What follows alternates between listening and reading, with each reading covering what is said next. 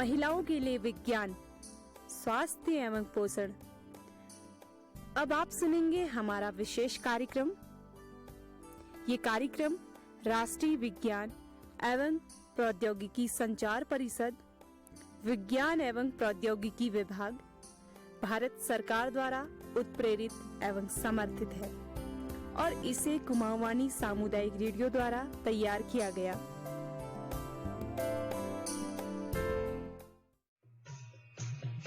चलते चलते चलते चलते यूं ही कोई मिल गया था, यूं ही कोई मिल गया था। सरे राह चलते चलते, सरे राह चलते चलते।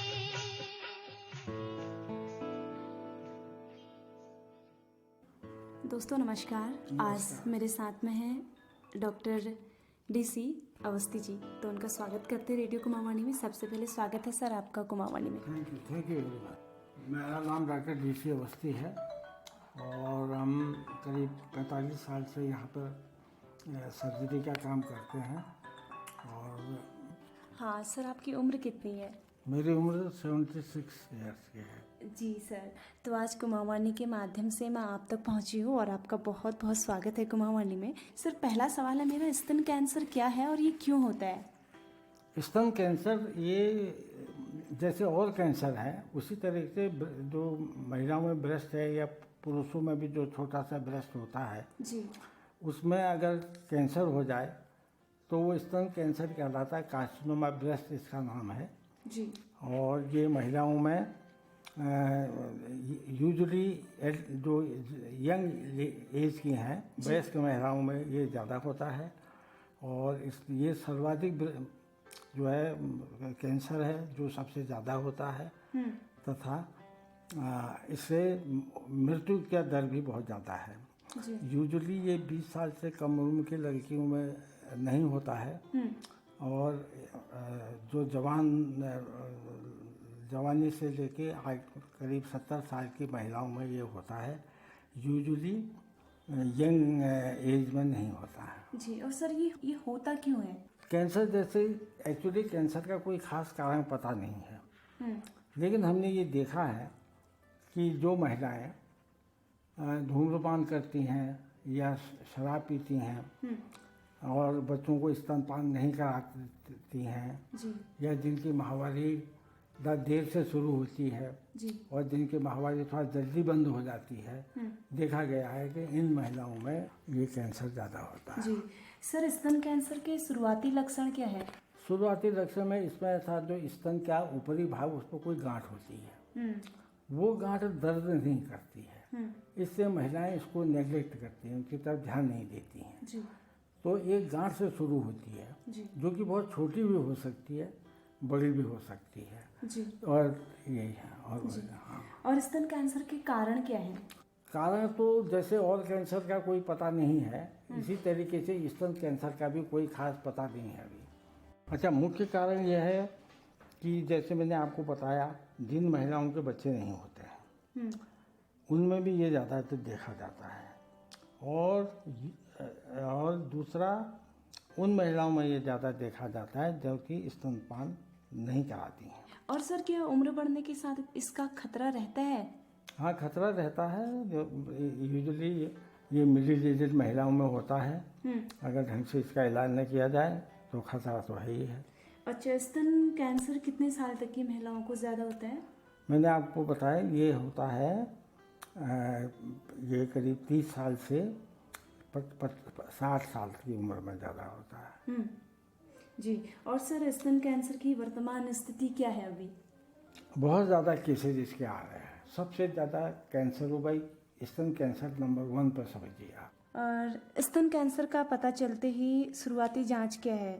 शुरुआती जांच अगर महिलाएं अपने स्तन को स्वयं देखें हथेली से अगर स्तन के ऊपर हाथ फेरे, ये हर महिला को करना चाहिए। और ये उससे उनको अगर कोई गांठ फील होती है जी, किसी भी तरह के, चाहे वो कैंसर भी ना हो, फिर भी अगर कोई गांठ फील होती है तब भी डॉक्टर की सलाह लेना बहुत ज़रूरी है। जितनी जल्दी महिलाएं गांठ फील होने पर डॉक्टर को दिखाएंगे उतना अच्छा है।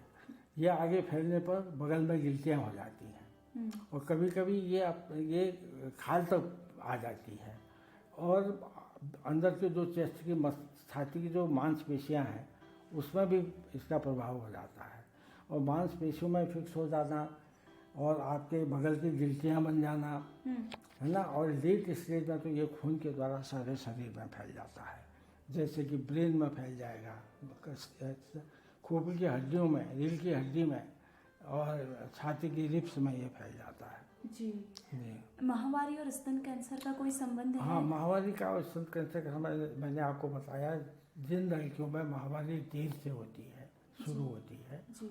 और जिनकी माहवारी थोड़ा जल्दी बंद हो जाती है, देखा गया है कि उन महिलाओं में स्तन कैंसर ज़्यादा होता है। जी सर, ये रेडिएशन थेरेपी क्या है? रेडिएशन के माने यह है जैसे बिजली की सिकाई कहते हैं, एक ऐसी मशीन्स होती हैं जी। जिन मशीनों में महिलाओं को बिजली की सिकाई जिसको कहते हैं आम भाषा में, जी। तो आम भाषा में बिजली की सिकाई होती है तो उससे जो है कैंसर के जो सेल्स हैं जी। उस एरिया के, जिस एरिया से में कैंसर है उससे वो ख़त्म हो जाते हैं। लेकिन ये ऑपरेशन होने के बाद की जाती है। जी। ऑपरेशन होने के बाद जब घाव भर जाता है उसके बाद रेडिएशन होता है। जी। अच्छा इसके अलावा मैं आपको बताऊं, इसकी दवाइयाँ भी होती हैं। ये दवाइयाँ जिनको कीमोथेरेपी कहा जाता है, जी। ये पहले कभी कैंसर होने पता लगने से पहले भी इसको दी जाती है जिससे कि वो उसका और फैलाव रुक जाए और उसका साइज कम हो जाए। जी। फिर ऑपरेशन होने के बाद भी इसको दिया जाता है। ये एक इलाज है इसका, लेकिन 100% इसका इलाज है इसका ऑपरेशन। गांठ जैसे ही पता लगे वैसे ही डॉक्टर को मिले, डॉक्टर उसमें से बायोप्सी करेगा, गांठ को निकालेगा। अगर छोटी गांठ है तो अगर कैंसर कंफर्म हो जाता है तो उसका फिर पूरी छाती का ऑपरेशन होगा। उसके बाद रेडिएशन होगा, रेडिएशन माने बिजली की सिकाई होगी और उसके बाद कीमोथेरेपी चलेगी। जी सर। अगर शुरू की स्थिति में, जैसे हम इसको 3 भागों में बांट सकते हैं, जैसे कि एक गांठ है, केवल गांठ और कहीं नहीं फैला है, जी। पहली स्थिति, उसमें तो 100% चांसेस होते हैं महिलाएं बच जाती हैं ऑपरेशन के बाद। दूसरा होता है कि गांठ है, छाती में गांठ भी है और वो बगल के गिल्टियाँ भी हो गई हैं, तो गिल्टियों का भी ऑपरेशन होगा, गांठ का भी ऑपरेशन होगा, फिर रेडिएशन होगा, फिर दवाई चलेगी, कीमोथेरेपी चलेगी। जी सर, कैंसर के मरीजों को कैसा भोजन खाना चाहिए? देखिए, भोजन में सादा खाना, धूम्रपान नहीं करना, अल्कोहल नहीं लेना, समय समय। और एक चीज मैं आपको और बताऊं, जिन महिलाओं के घर में पहले कैंसर हुआ है, मानो माता को कैंसर है, तो उनको कैंसर होने के बहुत चांसेस है।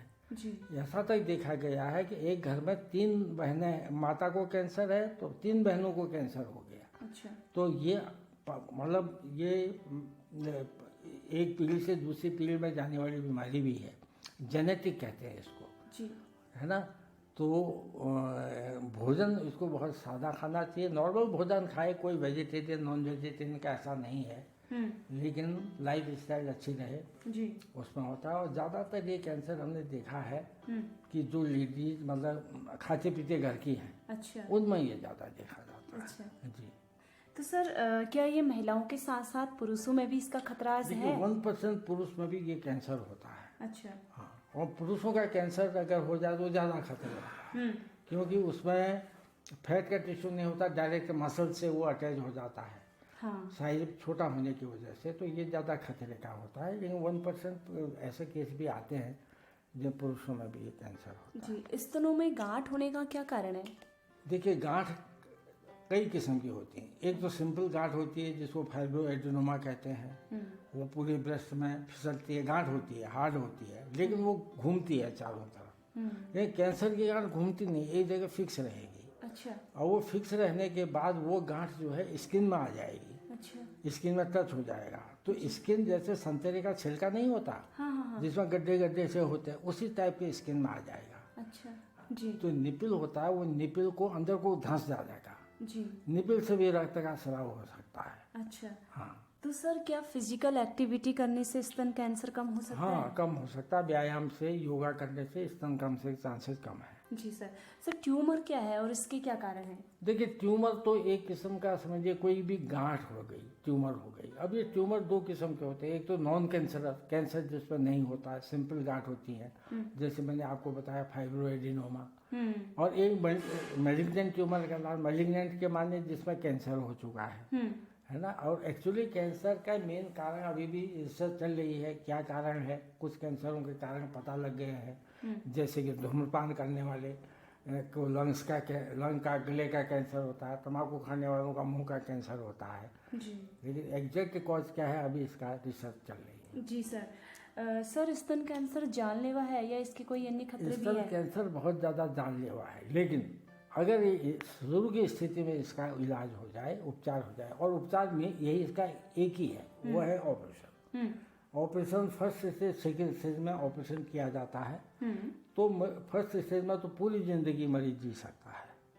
अगर केवल गांठ है, कहीं नहीं फैला है, गांठ निकाल दी जाए तो मरीज की मृत्यु नहीं होगी, पूरे अपने जीवन काल तक वो स्वस्थ रहेगी। अच्छा। अगर गिल्टियाँ हो गई बगल में और गिल्टियाँ सारी निकल गई, तब भी जिंदगी काफ़ी अच्छी चलती है, कीमोथेरेपी मतलब दवाइयों से और रेडिएशन से। जी सर। उसमें भी बचने के पूरे चांस है। लेकिन अगर कैंसर रक्त द्वारा फैल चुका है, रीढ़ की हड्डी में, छाती की हड्डी में, ब्रेन में, फेफड़े में, तो फिर बचने के चांसेस बहुत कम होते हैं। सर स्तन कैंसर कितने प्रकार का होता है?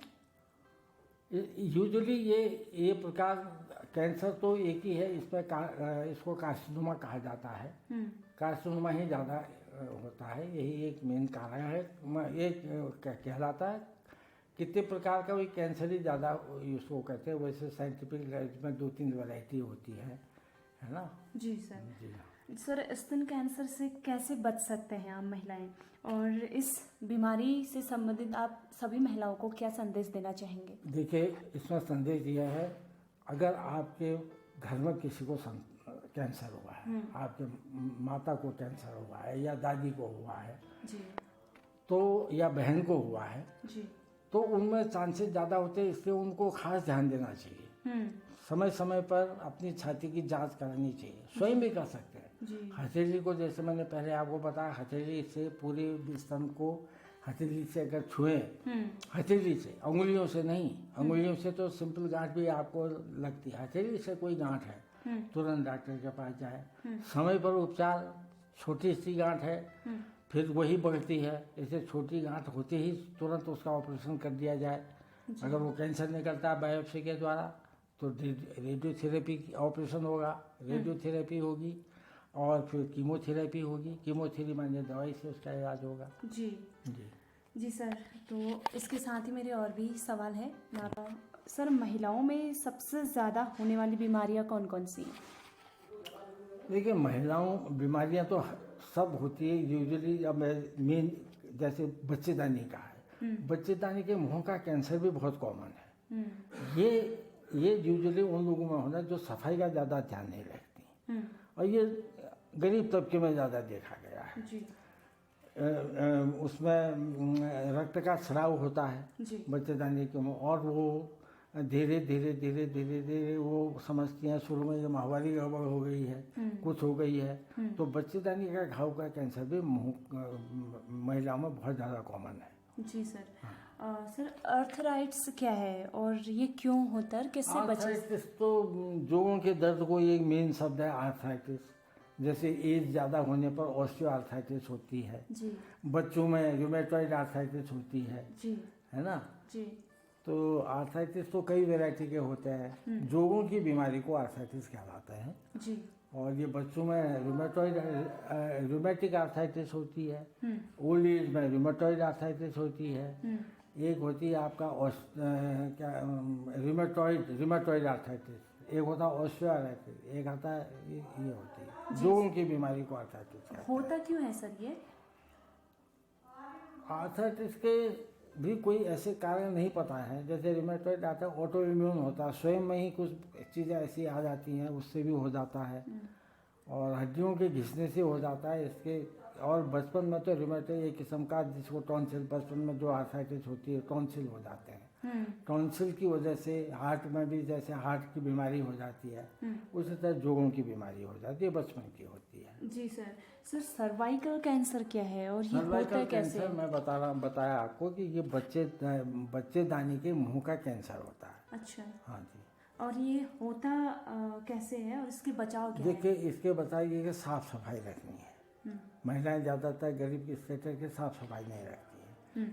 खूब अच्छी तरह से नीचे के पार्ट को अच्छी तरह सफाई करना, और अगर थोड़ा सा भी खून आता है माहवारी के अलावा या माहवारी बंद होने के बाद अगर खून आता है तो इसका खास ध्यान रखना चाहिए। माहवारी बंद होने के बाद अगर फिर से खून आता है तो समझ लीजिए बच्चेदानी के मुंह के कैंसर के चांसेस बहुत ज़्यादा है। जी जी सर। ट्यूमर क्यों होता है और इसके क्या खतरे हैं? देखिए, ट्यूमर तो एक एबनॉर्मल ग्रोथ हो गई किसी भी चीज़ की।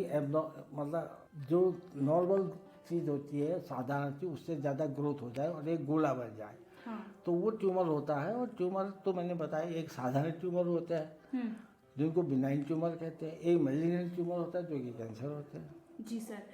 सर फाइब्राइड क्या है और इससे कैसे बचें? फाइब्रॉइड ये बच्चेदानी के गांठें हैं। बच्चेदानी की गांठें हैं, ये कैंसर नहीं होता है। जी जी जी। और फाइब्रॉइड का कोई खास कारण है जैसा तो हमें नहीं पता है, लेकिन फाइब्रॉइड एक गांठें होती है बच्चेदानी में। जी। ये बाहर छोटी छोटी भी हो सकती हैं और बड़ी भी हो सकती हैं। यूजुअली ये मिडिल एज मतलब 20 वयस्क महिलाओं में देखी जाती हैं। और अगर ये फाइब्रॉइड बाहर है तो नुकसान नहीं करती हैं। अगर ये बच्चेदानी के अंदर की सतह में है तो ये ब्लीडिंग ज़्यादा कर सकती हैं। जी सर। तो इसका अगर फाइब्रॉइड है तो इसका कोई खास दवा तो ऐसी है नहीं, लेकिन ऑपरेशन से इसको निकाला जाता है। जी सर। अगर कोई महिला गर्भ से है और उसे टीबी हो जाए तो ऐसे में गर्भ को ठहरना चाहिए या एबॉर्शन करवा लेना चाहिए? ये एबॉर्शन कराने का ऐसा नहीं है। आजकल तो टीबी की दवाइयाँ भी होती हैं, जी। लेकिन इसका तो इलाज आपको टीबी के डॉक्टर को दिखाना चाहिए। वो उसकी सेफ दवाइयाँ जो कि प्रेगनेंसी में असर नहीं करती है वो दी जा सकती है। जी सर। सर इलाज अगर चलता रहे तो कोई ऐसी बात नहीं। जी जी जी। सर वल्वर कैंसर क्या है और मुख्य रूप से शरीर के किस हिस्से में होता है? महिला के जो गुप्तांग का बाहरी हिस्सा है, हाँ। उसको वल्वा कहते हैं। उसमें अगर कैंसर हो जाए तो उसको वल्वर कैंसर कहते हैं। जी। गुप्तांग के बाहरी हिस्सा जिसको गुप्तांग कहते हैं, उसमें जो कैंसर होता है उसको वल्वर कैंसर। इसके कारण क्या है? इसमें भी वही है, मेनली गंदगी हो, अच्छी तरह सफाई नहीं की जाए, जी। है ना। जी। और कोई घाव है, घाव हो गया है, उसको ठीक से उसका इलाज न किया जाए जी। तो वल्वर कैंसर हो सकता है। सर पैल्विक इम्प्लीमेंट्री बीमारी क्या है और इससे कैसे बचें? इन्फ्लेमेटरी बीमारी बच्चेदानी के चारों तरफ। अच्छा। बच्चेदानी जहाँ है पेट के अंदर, पेट के नीचे वाले हिस्से में बच्चेदानी के चारों तरफ जैसे ट्यूब्स होती हैं। हाँ। नल जिसको कहते हैं, नलबंदी ऑपरेशन आपने नाम सुना होगा। जी। ट्यूब होती है तो ट्यूब में सूजन होना, बच्चेदानी के और भी जैसे ओवरी के चारों तरफ, बच्चेदानी के चारों तरफ ट्यूब में जो जिसको ये नल कहते हैं, जहाँ से कि अंडे बच्चेदानी में की तरफ आता है, वहाँ अगर इन्फेक्शन हो जाए तो उसको पेल्विक इन्फ्लेमेशन कहते हैं। जी सर। सर बहुत बहुत धन्यवाद, आपसे बात करके बहुत अच्छा लगा। Okay ma'am. जी। तो आप हमारे श्रोताओं को क्या संदेश देना चाहेंगे? हम ये संदेश देना चाहते हैं, सबसे पहले से सफाई। ये तो इसको कोई खर्चा नहीं है। आप अपने गुप्तांगों को ठीक से रखें, आपके शरीर की सफाई करें, और कहीं भी कोई दिक्कत है, ब्लीडिंग एबनॉर्मल हो रही है, सामान्य से अधिक हो रही है, और स्तन में कोई गांठ महसूस हो रही है, या स्तन के जो निपिल है वहाँ से खून आ रहा है, या खांसी में खून आ रहा है, तो और कोई घाव है वो भर नहीं रहा है, तो आपको डॉक्टर की सलाह लेनी चाहिए। जगह जगह प्राथमिक स्वास्थ्य केंद्र है, गाँव में भी, तथा डिस्ट्रिक्ट में तो बड़े हॉस्पिटल ही हैं। इसके अलावा सिविल हॉस्पिटल्स हैं, प्राइवेट डॉक्टर्स बहुत ज़्यादा है। आपको डॉक्टर को दिखाने में हिचकिचाहट कतई नहीं करनी चाहिए। समय समय पर आप अपना इलाज रखें, सफाई रखें, अच्छा भोजन करें, व्यायाम करें। जी सर, बहुत बहुत धन्यवाद आपका। Thank you ma'am. चलते चलते